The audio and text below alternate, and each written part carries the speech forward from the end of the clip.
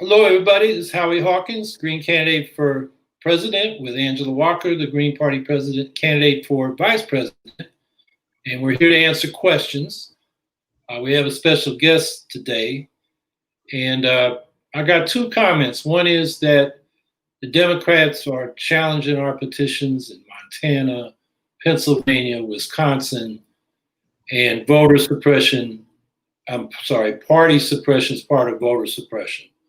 For example, they have these voter purges that knock people off the voter rolls uh, based on the fact they didn't vote in two federal elections and they didn't return a postcard.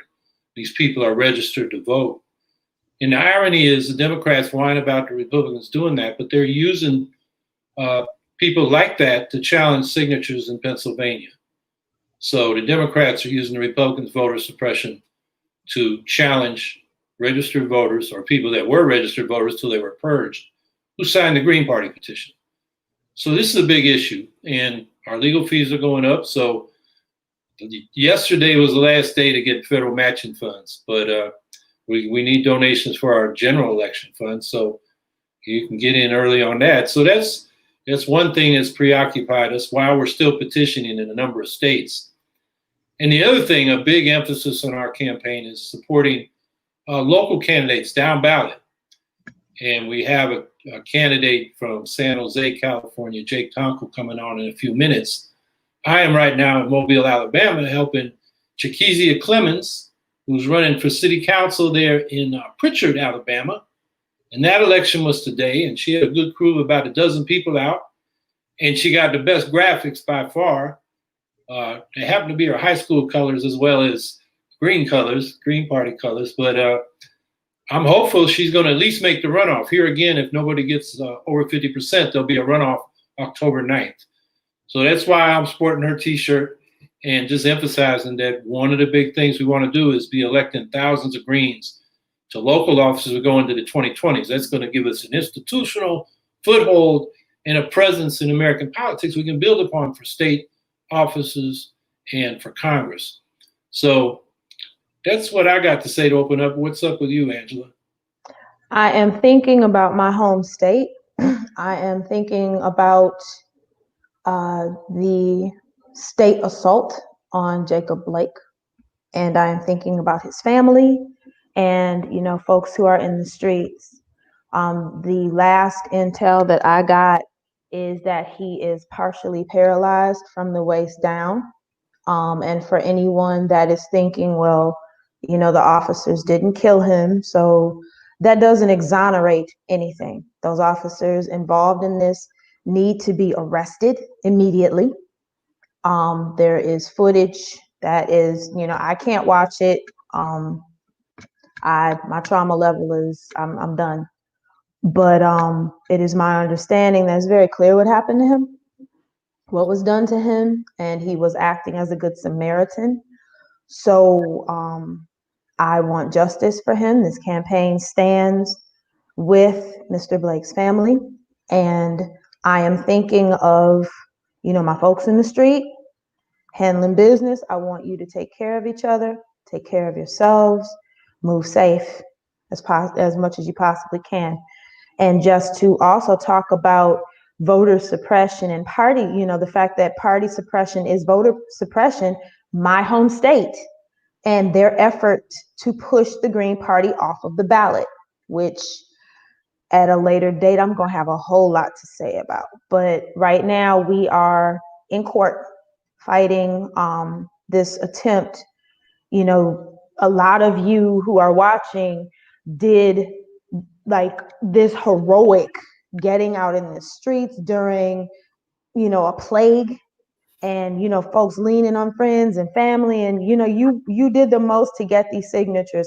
We have more than enough signatures. That's not the issue. The issue is I moved. I literally moved. I lived in a hotel for 3 years. When I first moved down here, I moved literally 4.7 miles to the apartment that I'm currently in. And that was enough for them to challenge our ballots. It isn't that, or our presence on the ballot. It's not that we don't have enough signatures. Y'all went over and above. They are messing with us because I moved, which, like I said, on a later date, I'm gonna have a whole lot to say about that. But right now we're in court. And so send us all your good juju that justice is done and the Green Party is on the ballot for our folks in Wisconsin. And people in Wisconsin, the election commissioners definitely know who Angela Walker is. She was down there at the Capitol bringing her local amalgamated transfer worker union into the Wisconsin uprising. And then she ran for sheriff and got 20% of the vote in Milwaukee County. So they know exactly who they're knocking off the ballot. And, in this day and age, and it's the Democrats on the commission who are the ones that will not approve our signatures. We needed 2,000, we got 3623 according to the staff that are correct signatures. So we got plenty of signatures. And we informed them when Angela moved, and we said, what do we do? And we followed their instructions. So, this is, there are only very few countries in the world, like Russia and China and the United States, have elections run by party officials instead of, nonpartisan civil servants. This is political as can be. I just hope we can, get a judge that will bring justice to the situation. So, with that said, let's bring on Jake Conkle, candidate for city council in San Jose. Jake. And Jake has survived his primary in March, and now he's in the general election. And he's running against somebody whose real estate industry is backing, that's the power behind the Democratic machine everywhere. And he won't take that money. So he's a real threat to the power structure. So Jake, tell us about your campaign. Thank One you. second. Yeah. I don't mean to cut you off, Jake.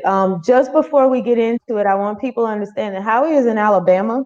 If y'all have been watching the weather reports, you'll know that they've had some weather down there. So, folks who are, thinking about his connection issues, that's why it's a lot going on down there right now. So I just need y'all to know that. Jake, you got the floor, honey. Yeah, of course. And I'll make a little correction. I'm running against an independent, a woman that ran in 2016 on the Republican ticket and won even here in a blue city like the city of San Jose. And so it's really made the dynamic very interesting for this race. I've been able to pick up a lot of endorsements from local Democratic elected officials because the incumbent, that's certainly still very conservative, doesn't even match with the values of the majority of the people in the district and around the city of San Jose. Well, I'll jump in. We think it's pretty fantastic that you came in the top 2. Do you want to talk about that? Yeah, it was a very exciting night. As you were explaining earlier, top 2 for us, if one candidate gets 50% or more in the primary, it's over. And for progressive candidates, for a green candidate, that's a very challenging situation when you're running against an incumbent because voter turnout in primaries is much more conservative. Right. We're going to see another 10,000 voters or so weigh in between March and November, meaning that if it had been all over, if the incumbent had picked up more than 50% of the vote in March, no one would have known. So many voices would have been marginalized, and it's definitely quite a challenge we face when we have this top 2 primary type system. It's why Green Party's been talking about ranked choice voting for a long time so that we can ensure more voices are heard in this process. But it was a 4-person primary, and I came in second place with 28% of the vote. The incumbent with 48%, and then 2 Democratic candidates with 8 and 18 respectively. So the exciting part moving forward is that we're building coalitions because the incumbent has only room to lose, right? 52% of the vote went to progressive candidates for the district. And we have the opportunity to go in and pick all those votes up and then go into November with those extra 10,000 voters that are certainly going to be more progressive and continue to grow. And we're really excited about it.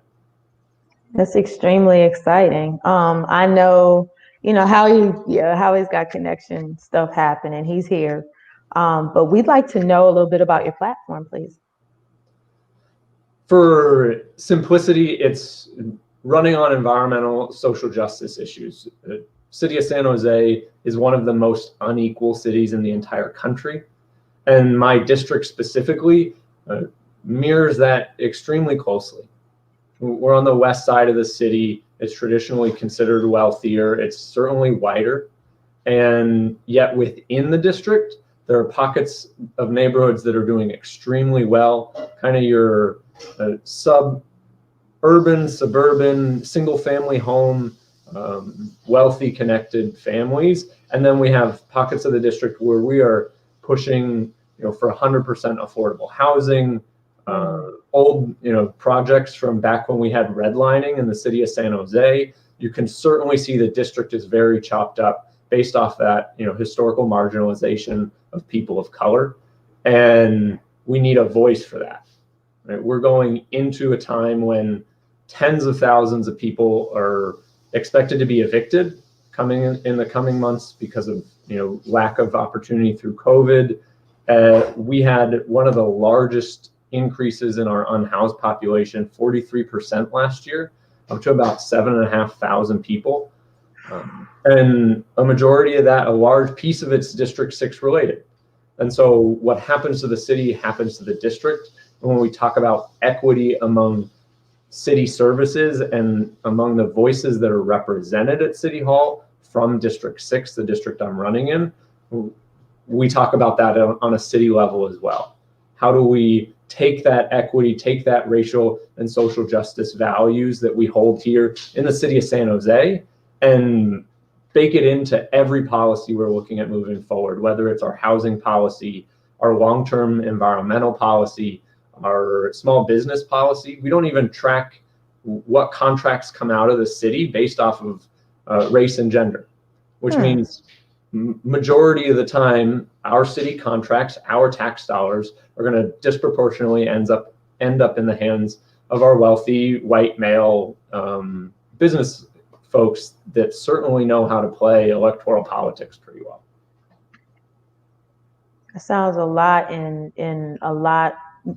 similar in a lot of ways to the city that I'm from, Milwaukee. So yeah, I can totally empathize. And like immediate solutions for affordable housing, with your platform, what does that look like? For starters, city of San Jose, among Silicon Valley, right, an extremely wealthy area of California, we do not require on-site affordable housing in new projects. We're one of only 2 cities in the area that have an opt-out fee, meaning every time someone comes in, they can pay, it's about 50 cents on the dollar to not build the affordable housing on the location that they're currently developing. City gets, like I said, a fraction of that money, and then has to go through a community process, a land purchasing process. It takes us another 10 years potentially to build with that money when we need the housing now. So it's a big piece there, but we're also one of the only cities that does not have a commercial linkage fee, right? Where we understand commercial development will raise property values, raise rent in the area, and displace hundreds, if not thousands, of families every time it happens. We need to have the economic impact of that mitigated by implementing some of these types of fees. And are you proposing public-private partnerships to fill that housing gap? There are some public-private partnerships. Community land trusts is one of the things I'm extremely excited about. South Bay Land Trust just started last year. We're in close communication with some of the founding members so that the city can give land back to the commons and have it run through a community-oriented process that is really focused on affordability and long-term viability for the community. There's certainly going to be a mix, but we need to use all of our tools right now. No, that is like massively exciting. Yeah. And it's also our understanding that you're not taking money from developers, which I would see why they would want to like have a piece in your campaign. So that's pretty big if you want to talk about that. Yeah. Again, one of the most expensive places to buy land probably in the world, but certainly across the country. Developer money here is the name of the game. Whether you're a progressive, whether you're a Republican, a Democrat, if you're at City Hall and you look at people's finances, it's the same 5, 6, 10 companies that weigh in. And I've had conversations with people where even, Jake, there are affordable housing developers that would love to give you money and help get you elected, because that is certainly going to be my push, right? Is to make sure we have quality housing that's affordable to people in our community that can't do it right now, and that just naturally aligns with them. And you still have to say the reason our political process is broken is because of this funding problem.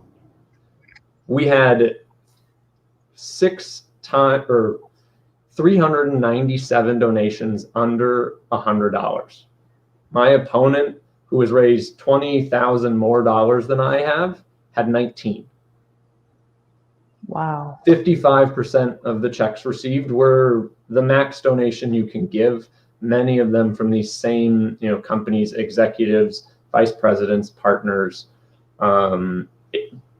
We've got a $600 limit here in the city of San Jose, which is good compared to some of our school board races where there is no cap on what you can give, but it's still a lot more than your average family can afford. And so we certainly see a stark difference in our campaigns that way. It's been an exciting piece because we're right there. Relatively speaking, we're toe and toe with more in-district donors, more citywide donors, and more donors in general. They're just not as big a checks rolling in, which I am totally happy to fund it that way. Howie, it looks like you're unfrozen, and I haven't heard from you. I've been in and out a lot. I'm going to have to, view this later to hear everything Jake said. But my connection seems to be working better now, so we'll see how it goes.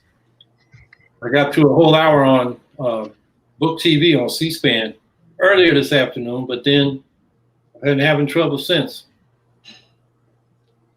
Well, y'all know y'all got some weather going on down there too. So, well, I'll ask for Howie. We'd like to hear a little bit about your environmental platform too. Yeah, so for historical context, City of San Jose last 2017 launched its Climate Smart San Jose plan, and then the year later started its community choice energy. So we're one of the largest community choice energies in the state now. But what we've never done through that plan or our current CCE is talk about racial justice in our environmental space. We never talked about environmental justice. And so we're still framing our environmental policy at a city and a local level around the fact that people will be wealthy enough to drive Teslas and put solar panels on their roof. And we know that that's not the case. So what we've really tried to do is start conversations around equity-based programs for environmental change, whether it's around public transportation. Even California in general was set up for the car, right? We have almost no public transportation, but we can continue to cut bus routes and we're looking at spending about $400 million over the next 10 years to expand highways, regardless of whether or not they're actually going to reduce commute times. I mean, they won't. Statistically, it's just not going to make things better for people that are commuting. And so as we wrap our environmental policy into our transportation policy and our housing policy, you get that justice piece. We have 4 service level low income jobs for every 1 service level affordable housing unit in the city of San Jose, which means a big piece of our environmental challenge is from transportation. 3 out of every 4 families is commuting in from somewhere where it's just cheaper to live. 1-2 hours. It adds a lot to our carbon footprint for the city and for the area, and it's just worse for families.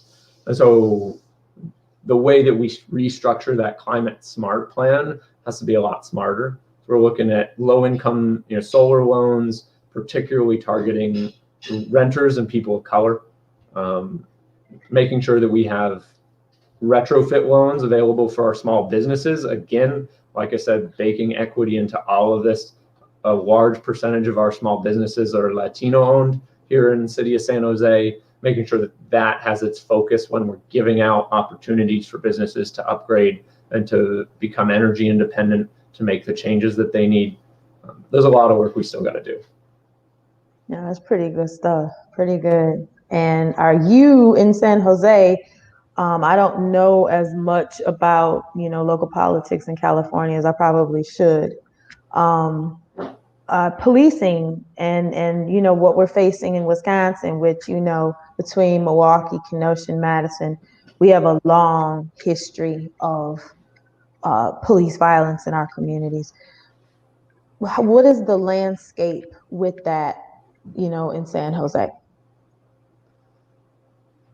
It mirrors what every other major city is really going through. We have a small percentage of Black people here in San Jose, but a large, Latino population, and they still face the same brunt of these systemic racism that comes from our policing. The challenge we face is certainly a political one. We've had the same protests, the same organizing levels going into City Hall and demanding change. But while San Francisco, LA, Seattle, other major cities along the West Coast have committed to making financial changes to how they invest in their community, we're the only city that I've heard of that has decided to make no change. So we're really facing an uphill battle in a political sphere for this, where we face the same issues, but unfortunately we have hundreds of people call in and talk about investment opportunities for our youth, the stopping of over-policing, especially of our east side, and yet what City Hall has decided to move forward with was to give the independent police auditor just a little bit more authority. So there's a certain disconnect there where we have to fix. Yeah, it's tough. Hey, Howie's back. Yeah, we actually have a supporter of our campaign in San Jose whose son was taken out by the police. She's still looking for justice. I just need to look in the column here. Somebody said somebody was killed in Memphis tonight. There's going to be demonstrations there. I mean, and we got a president that's egging people on in the police. It's a dangerous situation. And, between them and the right-wing militias who cause most of the terrorism in this country now, we got a serious problem. Yeah, I mean, we made national news as a city for a separate Facebook group for officers as they were off duty, with some incredibly terribly racist comments. Black lives do not matter. There are other things that I will not even say because they were just that bad, but it was disgusting, and we're still trying to deal with that internal challenge within our, within SJPD. We had the challenge with the police union as well. Originally, they came out and made a fairly strong statement saying the comments are horrible and the union will not back the officers that made these statements. And then 2 weeks later, they reversed their stance in terms of the community and said they'll be backing officers that as they go through legal proceedings. So there's a lot of cultural shift that we need to have. We have a unique opportunity. Our chief of police here just stepped down. He was planning on retiring at the end of the year and is going to continue to do so. So we're really hoping that San Jose as a city can find its next chief of police that has a much deeper understanding of what actually needs to happen in order to make systemic change within SJPD. Okay, and one more question I've got is around what do you have, around COVID, plans in your platform to help us flatten the curve, which is not happening in this country right now? No, It's not happening in California. There are other states that have us on their quarantine list if you come and travel. Santa Clara County, where, you know, San Jose is the largest city within Santa Clara County. We were the first in the country to shut down. Dr. Sarah Cody was the first county health official to call for a shelter in place. And we were one of the last to open up. But the challenge that we really faced was how to keep people safe, healthy, and from going tens of thousands of dollars into debt in that, in that first month. My campaign, we put a bunch of stuff on pause and simply started doing check-in calls and volunteer activities. We called probably 12, 13,000, so almost a third of the district at this point, and asked them, are there resources can we connect you with? Do you know where the city of San Jose has free food? Do you know what form to fill out if you can't make rent and you need to notify your landlord, right? So we've been really putting that and continue to put that in a big focus for our community outreach. It's more important than one campaign is keeping people safe. But in terms of policy, as we move forward, and this will be an issue, come January 2021, when I hope to start, that we have to focus on real rent relief. The recent study that came out 2 weeks ago for City of San Jose, or it might have been Santa Clara County, but we're looking at 43,000 families that could face eviction as soon as our eviction moratorium ends. And they're debating it right now, actually, at City Hall. So I'm going to be calling in after we jump off here to make sure that they extend our eviction moratorium. But what that moratorium doesn't do is get families out of debt. We have an average rent here in City of San Jose about $23,000 a month. So if you stopped paying back in May, June, July, now into August, you're looking at almost 10 grand that you're going to be in debt and you have to pay back by December 31st. Most families are not going to do that. And then we're going to continue to see what we've seen in the last economic crisis in 2008, 2009. And now is that those that are well off are going to buy up small businesses on the cheap. They're going to evict people from their homes and use that opportunity to demolish affordable places to live and or just jack the rent up and bring someone new in. We're going to see a lot of consolidation of wealth on a local level as well as on a national level if we don't treat COVID seriously, get people the financial help they need to shelter in place properly, and then move forward. Howie, you got any questions? Or I think he's frozen again. He is, because he never looks that stern. One of the questions, I think the last question we've got is about, I know that wildfires are happening out there. I know that that's a big deal. My assistant is in Sacramento, so I know a little bit about, how damaging these things are. Do you want to talk about that a little bit?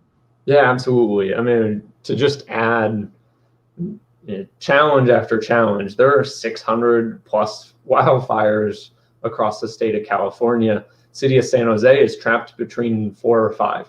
On our western, mountainside, we've got 2 or 3 fires over there, over by Santa Cruz. And on our eastern side, we've got 2 or 3 fires as well.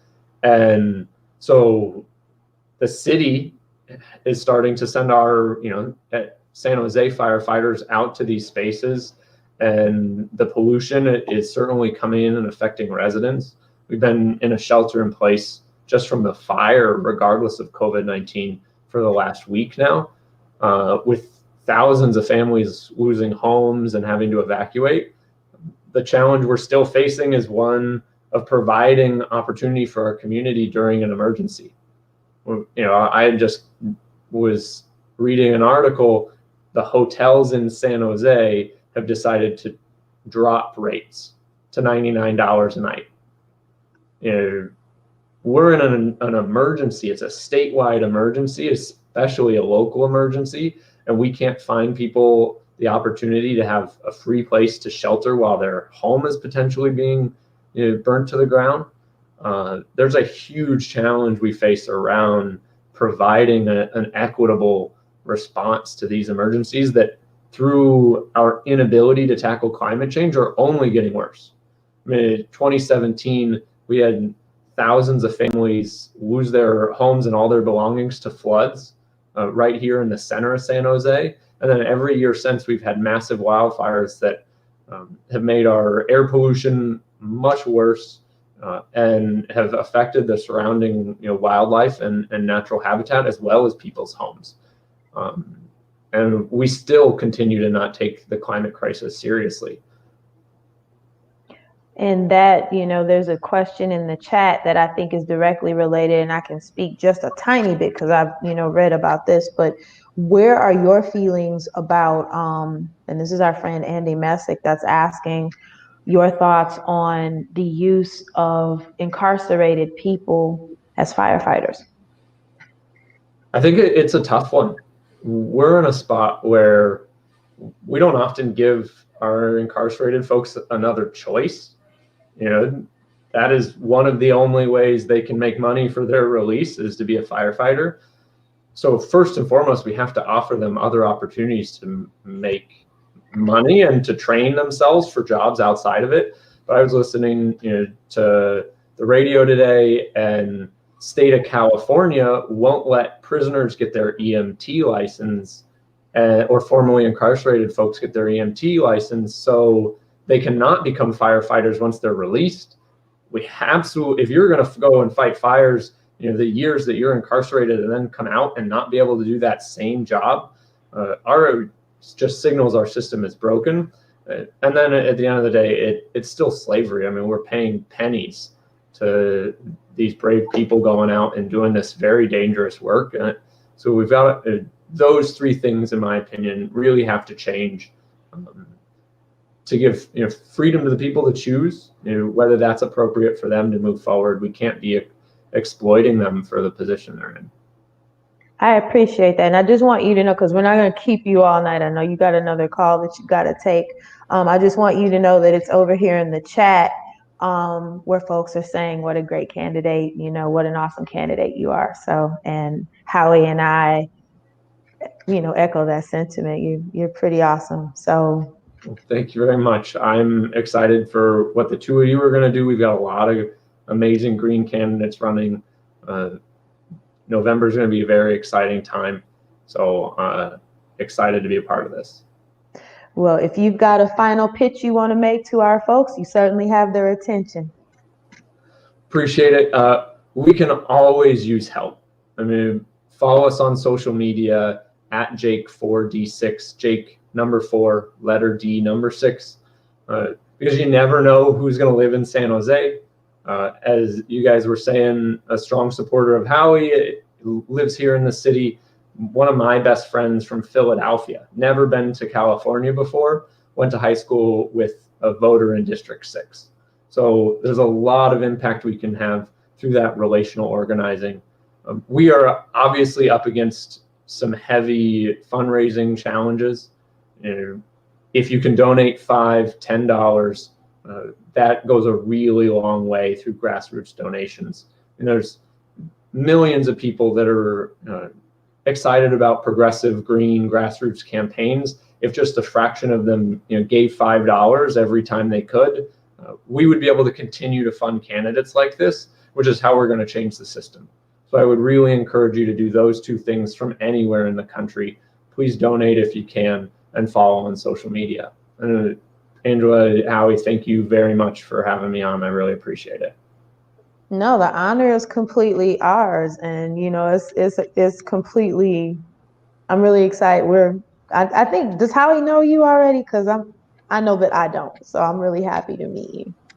It's great to meet you. Howie was here, I want to say like January, to our local Green Party. He was at the San Jose Peace and Justice Center, so we get to say hi and connect a little bit. But it's always good to see him again too. All right, well, we'll take you off the hot seat so you can go do what you got to do. Thank you for taking your time to be with us tonight. No, I appreciate it. Thank you very much. Take care. All right, and I think I'm really doubly glad because y'all got to meet, and I did too, an absolutely amazing candidate. And also, one of the things that I hear all the time is, why aren't you, y'all are running a presidential campaign. Why isn't the Green Party focusing on campaigns that are, local? Well, now you know that we do. And it's really amazing that you got to, you're getting to me. And this is actually the third local candidate. Franca Paz is also running. She's in Baltimore, and she was with us a few weeks ago. And Cam Gordon is in Minneapolis. He's already holding that a city council seat in Minneapolis. So I think that it's just very helpful that people know that we are in the community, and we've been community levels. I mean, and Howie has always explained the strategy behind running a presidential. Oh yes, I am so sorry. Madeline is life. Y'all know I'm tired.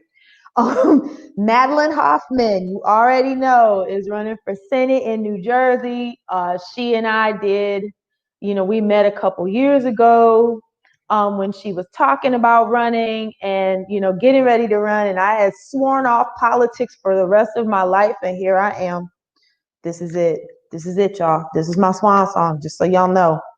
But Madeline Hoffman is life. So, I want people to know we have got a lot of people around the country who are running in their communities, and we are looking forward, going into 2024, working from now until then, to also having, folks who are ready to run and that they're showing up in their communities. So, I think it's just really, really important that people know that, so that they're not looking at us and saying, all you do is run presidential. You only focus on the presidential stuff. No, we don't. And we also give big love to all of our local candidates because, people tend to sleep on those elections. And they are, I would argue, some of the most important and some of the most impactful for local communities. So I'm glad y'all got to meet them. It's great. Right to the point. Hey, Connor. Connor Hale 98 is asking, what is your response to someone saying, which I hear every day, and I know Howie hears it twice as much as I do, you're helping Trump win? You want to answer that, Howie, since you're back? A vote for the Green Party is a vote for the Green Party. It's not a vote for Trump. It's a vote against Trump. The question, particularly in California, that's what we're talking to today, is how are you going to vote against Trump? You're going to vote for Joe Biden, who's against Medicare for all, against the Green New Deal, Democratic platforms for nuclear power, first time in 50 years. They say nothing about cutting the military budget and using it to savings for human needs and environmental protection. Biden's opposed to all those things. So is Donald Trump. You vote for Biden, you vote for a lot of things Donald Trump stands for. You want to fight Trump? Vote for the Green Party. Because we will fight them. The Democrats accommodate the right. When Bill Clinton ran in 92 and unveiled his law and order program, he did it at Stone Mountain, Georgia, the spiritual home of the Ku Klux Klan, the Mount Rushmore for the racists, with Robert E. Lee and Nathan Bedford Forrest carved into that mountain. And he had a bunch of black prisoners lined up behind him. I mean, Trump isn't even that blatant. That's your so-called socially liberal, fiscally conservative Democratic Party. And Joe Biden wrote that legislation that, Clinton was outlining in his campaign for president. So you want to fight Trump, fight some people that fight the racists. The Democrats accommodate them. So, they shame us about voting for the Green Party. No, shame on progressives who vote for these conservative Democrats. Who, Biden's a neoliberal hawk. Is that what you want? You vote for it, you're going to get it. Yeah, just to piggyback on that, my homie Tata, man, if y'all have not read or you have not seen her video, which she took her time, her labor, and made this video that broke down how, this and I say Howie's platform because he wrote it, but it's our platform. And Tatame made a beautiful, perfect, for the people video that breaks down our platform. So if y'all are following Tatame's Diary on YouTube, y'all want to check that out. And what she's saying is, save that energy, tell these folks to save that energy for people who actually support the individual currently occupying the White House.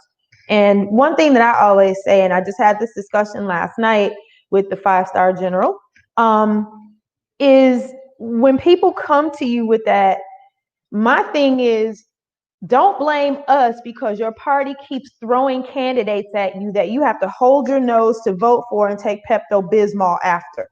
That's not our problem. If you are so fired up against getting that individual out of the White House, and this is the person you are down to support, then you better round up that 30% that did not show up in 16 for anybody and get them fired up about this individual that is not offering y'all remotely what you want. Sell your candidate to them. It's going to take all of your energy.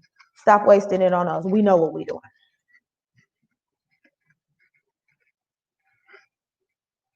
Are you frozen, Howie? Yep.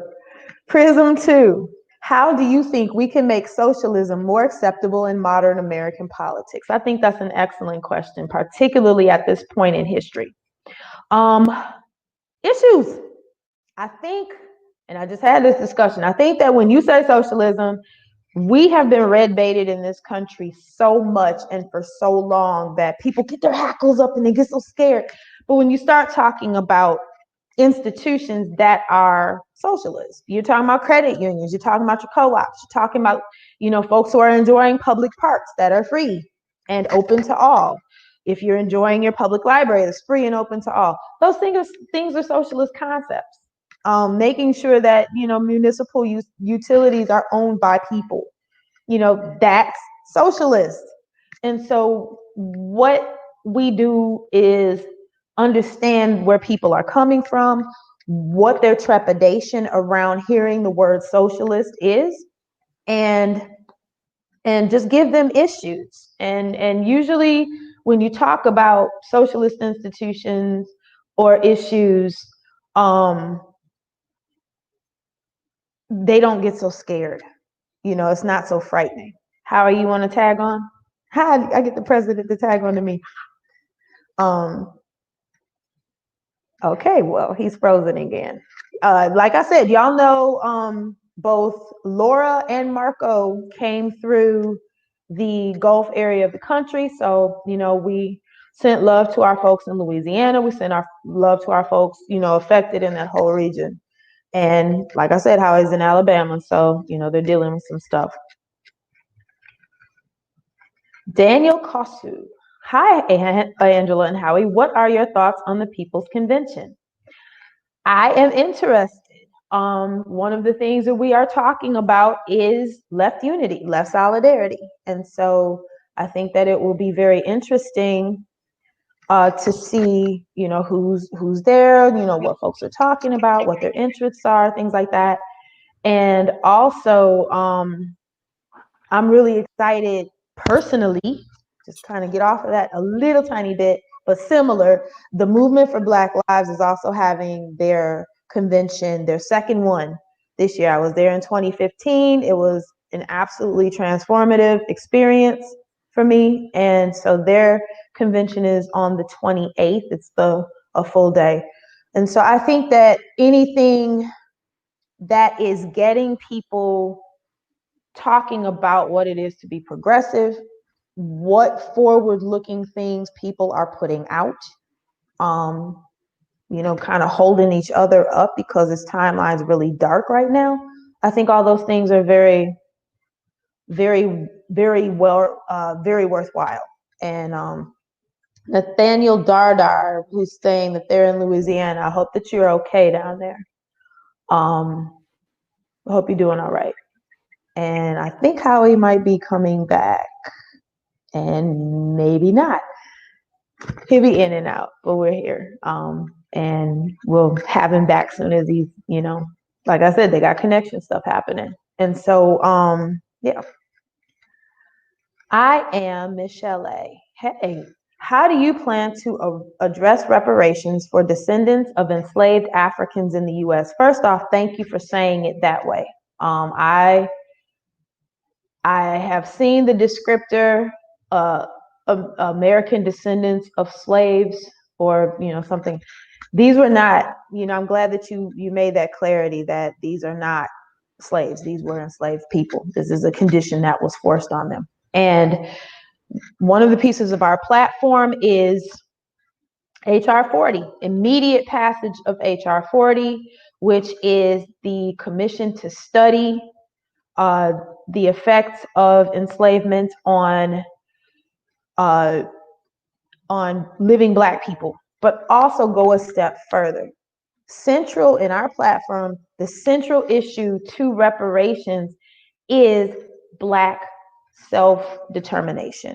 And that means community control of the entities in our communities. We're talking about housing, we're talking about public school, we're talking about banking, we're talking about all of those things that, exist in our communities, but that we don't have our hands on and we don't have a say in. And making sure that Black people, we have a say in the way that things are run, and that these things are in our hands, that we are in direct control of those entities in our neighborhood. And I know that there is also financial piece that people talk about when they're talking about reparations. I was recently, I joined InCobra, and if anybody knows who InCobra is, they are an amazing organization that is, world renowned, and all they work on is reparations. You got some really heavy hitters involved in there. And so I was able to attend their conference and learn a lot about, the progress made on HR 40 and what it is our communities are, when we're talking about repair and addressing the harm done to our communities, and that is continuing to be done. And anyone that wants to dispute the fact that the harm is continuing has only to watch the news today. I'm not ready to even address Memphis. Wisconsin is, yeah. And so the need for reparations is there. We are, central to our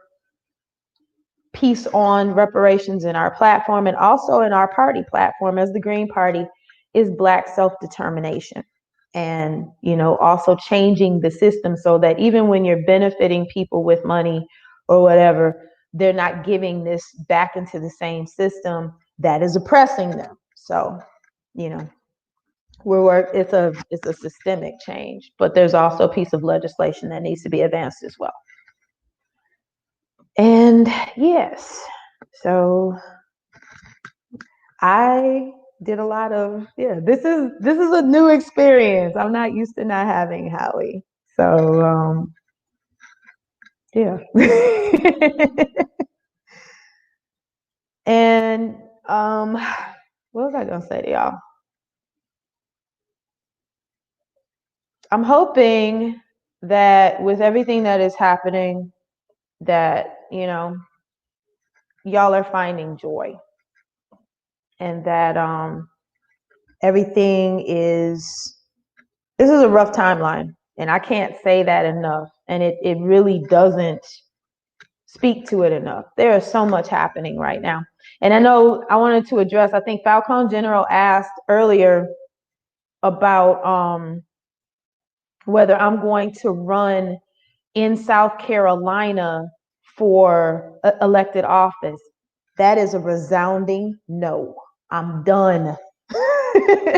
This is my electoral politics swan song. I am looking forward to moving out in the country, growing herbs and vegetables and making things and helping my community directly, and also looking forward to helping, network with all of you and all of the efforts that y'all are doing around the country to, provide mutual aid, to provide care for activists, because someone has to, organize, or someone has to lift y'all up.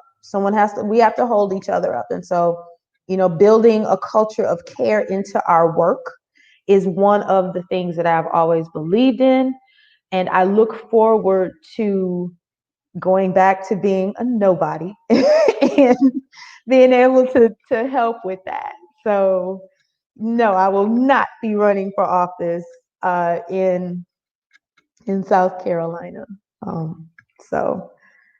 But yeah, big virtual hugs to all of you. I want to send you off tonight with a lot of love. If you are in states, if you're in Memphis, if you're in Louisiana, because I know there's been things there too. If you are in places that are affected with this violence, I want you to be safe if you're in the streets. Don't take pictures of folks' faces. Y'all know this. Check out the ACLU stuff that they have online about how to deal with encounters in the street with law enforcement. Don't go out, unprepared. Make sure you're staying hydrated. Make sure that you've got some sort of first aid with you, or that you know how to locate a street medic if they're there. All of these things. So if you're in the streets handling your business, I need y'all to take care of each other. And if you are, if you're not able to make it, or if you're, this is not the route you go, you're still feeling this, just take care of each other. Make sure that you are giving yourself the care that you can, because no matter what is happening in November, we're all going to need each other, no matter who's elected. And activists and organizers tend to think that you are less of an activist or an organizer if you tend to your own needs. And that is, nothing could be further from the truth. So in our culture of care that we want to build into our work, I need y'all to start with self. Make sure you're taking care of yourself as best you can, and y'all stay safe in the streets. And from Howie and myself, we send you big love. And we will see y'all next week.